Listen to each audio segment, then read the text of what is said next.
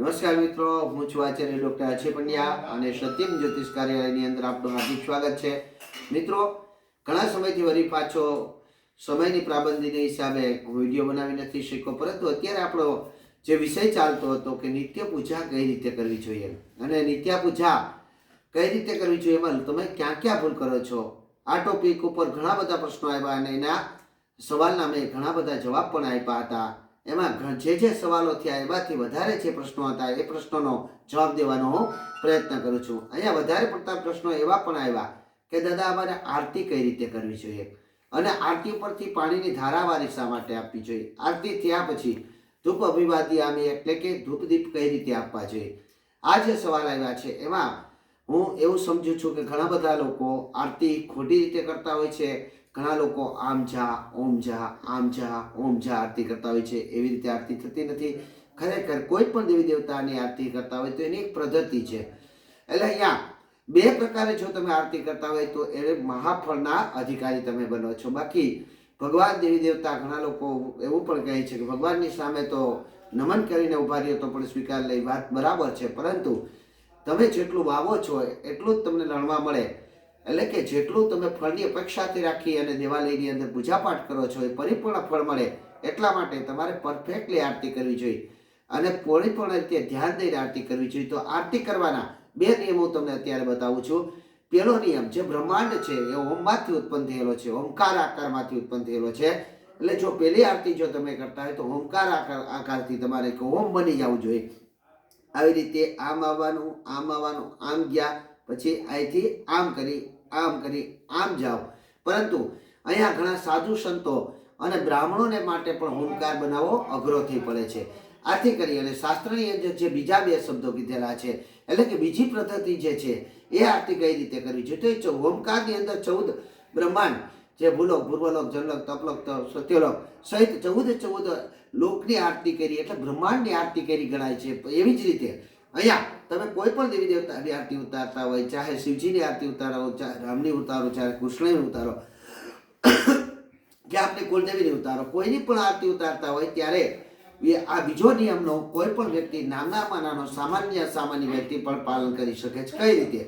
તો હું વારે ઘડી એક વાત કરું છું કે ભાઈ, જે વ્યક્તિ તમારા માટે પૂજનીય હોય, તમારા કોઈ માતા પિતા છે, તમારા સાસુ સસરા છે, તમારે ત્યાં કોઈ બ્રાહ્મણ આવે, કોઈ સાધુ સંત આવે, અથવા તો કોઈ ભુવાતા કે ભૂઈમાં આવતા હોય, તો એના ચરણોમાં પહેલા તમારા દ્રષ્ટિ આવી જોઈએ. તમારા માતા પિતાના પતિના ચરણોમાં પહેલા દ્રષ્ટિ આવી જોઈએ. એટલે ચતુષ્ટિયામી પાધ્યા, 4 વખત ગોલ જ, પૃથ્વી પણ ગોલ છે એટલે 4 વખત ગોલ એના પગમાં ફેરવવાની. વિદ્યમ હૃદય ગર્ભમ હૃદય તથા 2 વખત નાભી ગર્ભથી લઈ અને હૃદય સુધી ફેરવવાની. અને એકસ્ય મુખા, 1 વખત એના મુખામે આખામાં જોઈને ફેરવવાની. સપ્તમ અંગસ્ય, તમે ઘણી વખત જોયું હશે કે ઘણા જે મોટા દેવાલયોના પૂજારીઓ છે એ આવી રીતે આખું શરીર પોતાનું હલાવી અને જે આરતી ઉતારતા હોય છે.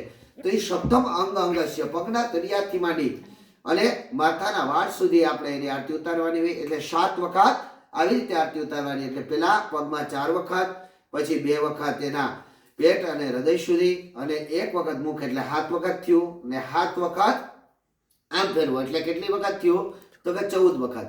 આ 14 લોકની આરતી ઉતરી ગણાય.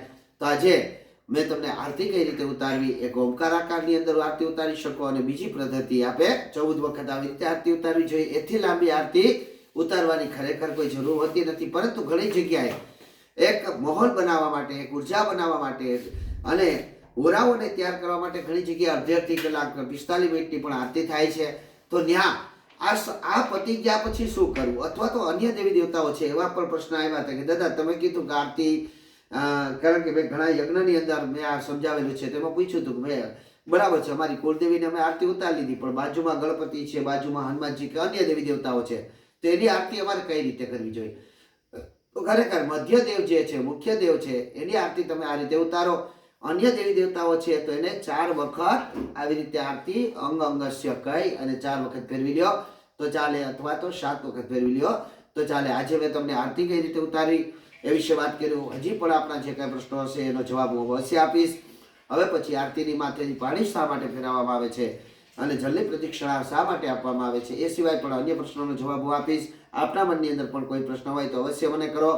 અને હજી સુધી મારી યુટ્યુબ ચેનલ ડૉક્ટર અજય પંડ્યાને જો આપણે સબસ્ક્રાઈબ ન કરી હોય તો સબસ્ક્રાઈબ કરી દો, બેલ આઇકોન પરનું બટન દબાવી દો અને સાથે સાથે મારા વિડીયો સારા લાગે તો હિન્દુ સંસ્કૃતિને આગળ વધારવા માટે આપ પણ મારા વિડીયોને શેર કરો. જય શ્રી કૃષ્ણ, જય મહાદેવ.